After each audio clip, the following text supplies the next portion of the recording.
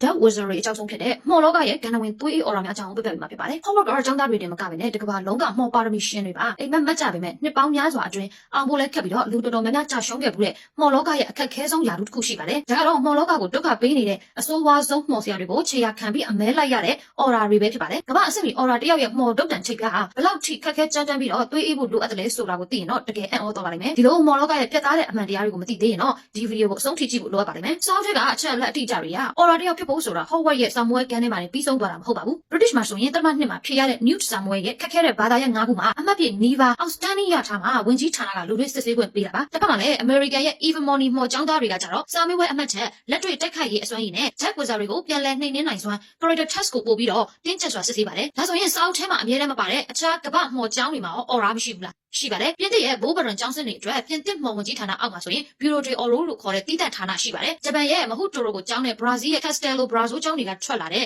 ဲ့ပါရမီရှင်တွေဟာလည်းမိမိတို့နိုင်ငံအလိုက် Jack Wizard တွေကိုအမဲလိုက်ဖို့ကမ္ဘာအဆင့်မီပြန်လည်လေ့ကျင့်ကြရပါတယ်အခုသဖြင့်တိုက်ခိုက်ရေး dueling ဘိုင်းမှာအားသာတဲ့ drum string ကျောင်းဖက်တွေဆိုရင်ဥရောပအရှေ့ပိုင်းရဲ့အကျဉ်းဆုံး aura တွေဖြစ်လာကြပါပါကျောင်းပြီးတော့ဝင်ကြီးဌာနသင်တန်းကျောင်းရောက်ရင်လည်းနောက်ထပ်3နှစ်ကြာအသက်ဆွန့်ပြီးတော့ကမ္ဘာအဆင့်မီအောင်ထပ်မံလေ့ကျင့်ရပါသေးတယ်ရန်သူနယ်မြေတွေကိုရုပ်ဖြောက်စိတ်ဝင်ရတဲ့ describe and consumer လို့ခေါ်တဲ့အတက်နဲ့ရန်သူမသိအောင်ခြေရာခံရတဲ့ stealth and tracking ဆိုတဲ့အတက်တွေကိုလည်းပါရမီရှင်အဆင့်ဖြစ်အောင်လေ့ကျင့်ရပြီးကမ္ဘာအဆင့်မီမော်တိုက်ခိုက်ရေး dueling ဘိုင်းမှာလည်းအားနည်းချက်လုံးဝမရှိတော့ဘူးဆိုတဲ့အခြေအနေကြောင့်မှသာတရားဝင် aura တစ်စိတ်ကိုအနှင်းပေးတာဖြစ်ပါတယ်ကဲဒါဆိုရင်စာအုပ်နဲ့သမိုင်းကျောင်းတွေတဲကနာမည်ကြီးအကျဉ်းဆုံး aura တွေနဲ့သူတို့ဖမ်းမိတဲ့ရာဇဝတ်ကောင်တွေကိုဘယ်လိုထောင်တွေမှာပိတ်လောင်လဲဆိုတာကိုစက်ကြည့်လိုက်အောင်ဒီနေရာမှာလူအများဆုံးသိကြတဲ့ Azkaban ထောင်ဆိုတာက British တခုတည်းအတွက်ပဲဖြစ်ပါတယ်ဥရောပတိုင်းမှာဆိုရင်တော့ Grindelwald ကိုယ်တိုင်တိစောက်ခဲ့ပြီးတော့နောက်ဆုံးသူကိုယ်တိုင်အကျဉ်းချခံလိုက်ရတဲ့ Nuremberg ဆိုတဲ့မော်ထောင်ကြီးလေးရှိပါတယ် American မှာလည်း MAC USA ရဲ့ကိုယ်ပိုင်အထူးအချုပ်ခန်းတွေရှိပါတယ်ကဲဒါဆိုရင်အဲ့ဒီထောင်တွေကိုရာဇဝတ်ကောင်တွေရအောင်ပို့ဆောင်ခဲ့တဲ့နာမည်ကြီးကဏ္ဍဝင် aura တွေကတော့ number 10 the original 12 the original 12ကတော့ American အဖွဲ့ဖြစ်ပါတယ်1963မှာ American မော်လောကကိုကာကွယ်ဖို့ဆိုပြီးတော့ပထမဦးဆုံးရွေးချယ်ခံရတဲ့ကဏ္ဍဝင် aura 12ရပ်ပဲဖြစ်ပါတယ်သူတို့က Jack Wizard တွေ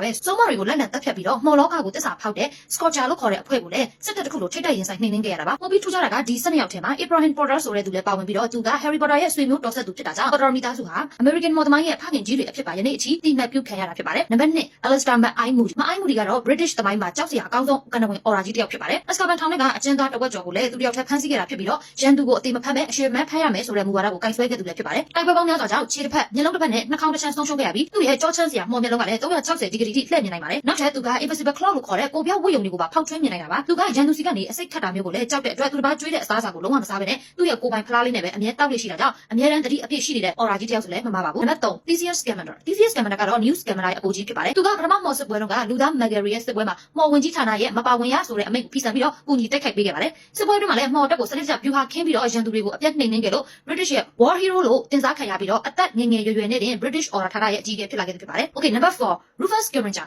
သူကတော့မော်ဝင်ကြီးမဖြစ်ခင် aura ဌာနကိုရာစုနှစ်တစ်ခုနီးပါးတိုင်အောင်ကြက်ကြက်ခံဥဆောင်ခဲ့တဲ့ဝါရင် aura ကြီးဖြစ်ပါတယ်သူကဘော်ရမော့ဘက်ကလုံးဝမပါခဲ့ဘဲနဲ့ဝင်ကြီးလှုပ်သက်တစ်လျှောက်လုံးမှာလည်းရန်သူကိုအသေးလဲပြန်တိုက်ခဲ့တာပါသူ့ရဲ့အမှန်ကန်ဆုံးဆုံးဖြတ်ချက်ကတော့ Double Rock ပေးခဲ့တဲ့အမွေတွေကို Harry တို့စီကိုတရားဝင်လွှဲပြောင်းပေးခဲ့တာပဲဖြစ်ပါတယ်နောက်ဆုံး Death Eater ရဲ့ဖန်ဆီးနှိပ်စက်မှုကိုခံရချိန်မှာတော့ Harry ဘယ်မှာလဲဆိုတာကိုအသက်နဲ့လဲပြီးပြည့်ဝထိမ့်သိမ်းသွားခဲ့တဲ့သူရဲကောင်း aura ကြီးပဲဖြစ်ပါတယ်နံပါတ် 5 Kingsley Shacklebolt သူကတော့ဒုတိယအကြိမ်မော်ဝင်စစ်ပွဲမှာထိပ်တန်းကပါဝင်ခဲ့ပြီးတော့လူသားမကယ်ဝင်ကြီးချုပ်ရုံးမှာလည်းအဆင့်မြင့်အရာရှိအဖြစ်ရုပ်ဖြတ်ပြီးတော့ကိုရန်တော်စပိုင်းတောင်ဝန်ထမ်းဆောင်ခဲ့တဲ့အထိအစွမ်းထက်ပါတယ်ဝင်ကြီးချုပ်ဖြစ်လာပြီးနောက်မှာလည်းသွေးတန့်ဝါဒစနစ်ဆိုးကိုအမြင့်ဖြတ်ချေမှုန်းခဲ့ပြီးတော့ Azkaban ထောင်မှာ Dementor တွေကိုအဆောက်အဖြစ်သုံးတာမျိုးကိုလုံးဝပိတ်ပင်ပြီးတော့ aura တွေကိုပဲထောင်ဆောက်အဖြစ်ပြောင်းလဲတောင်းဝင်ပေးခဲ့တဲ့အမျှော်မြင်ရှိတဲ့ aura ဝင်ကြီးချုပ်တစ်ယောက်ဖြစ်ပါတယ်နံပါတ် 6Nymphadora သူကတော့ဆောင်းဝဲတွေမှာအမှတ်ကောင်းတွေမကပဲနဲ့ခန္ဓာကိုယ်ပုံစံစပင်အရောင်တွေကိုစေးရီကာလာတွေမလိုပဲစိတ်ကြိုက်ချက်ချင်းပြောင်းလဲနိုင်တဲ့မွေးရပါ Metaphor Maker စွမ်းရည်ပိုင်ရှင်ဖြစ်ပါတယ်။ဒါကြောင့်လည်းရတုနယ်မြေတွေကိုစုံတော့အဖြစ်စိတ်ဝင်ဖို့အကောင်းဆုံးဖြစ်ခဲ့ပြီးတော့မအိုင်းမူဒီကိုယ်တိုင်ညီတော်မြောက်ပေးခဲ့တဲ့အထူး agent ဖြစ်ပါတယ်။ဒါပေမဲ့လက်တွေ့ဘဝမှာတော့ပစ္စည်းတွေခဏခဏဝင်တိုက်မိတဲ့ရှက်ပြပြ main click တဲ့ပါပဲ။ Okay ဒီညမှာပြောချင်တာကသူမရဲ့ဒီမွေးရပါမော်စွမ်းရည်က Professor McGonagall တို့လိုမျိုး animators တွေနဲ့ဘာကွာခြားလဲဆိုတာကိုတော့နောက်ထပ်ဗီဒီယိုတစ်ပုဒ်မှာအသေးစိတ်ထပ်ပြီးတော့ရှင်းပြပေးပါမယ်။နံပါတ် 9 Frank and Alex Longbottom ဟုတ်ပါတယ်သူတို့ကတော့နဘေးရဲ့မိဘတွေဖြစ်ပြီးတော့ Death Eater တွေကိုအပြင်းထန်နှိမ်နင်းခဲ့လို့မော်လောကတစ်ခုလုံးရဲ့အချစ်ဆုံးသူရဲကောင်းဆုံးတွေဖြစ်ပါတယ်သူတို့ရဲ့မော်စွမ်းရည်ကမြန်မာလုံးလို့ဘော်ရာမော့ကိုယ်တိုင်တော့3ချိန်တိုက်တိုင်းထိပ်တိုက်ရေးဆိုင်ခဲ့ရပါမယ်သူတို့ကိုမနိုင်နိုင်ခဲ့ပါဘူးနောက်ဆုံးမှာတော့ရက်ဆက်လာတဲ့ Bella Tree ရဲ့ Cruciated Cats လို့ခေါ်တဲ့နှိမ့်ဆက်ချိန်စာကြောင့်စိတ်ဝေဒနာရှင်တွေဖြစ်သွားခဲ့ရတာဖြစ်ပါတယ်နံပါတ် 10 Popentina Ghost Ray သူကတော့ Fantastic Beasts ကမင်းသမီးဖြစ်ပြီးတော့ American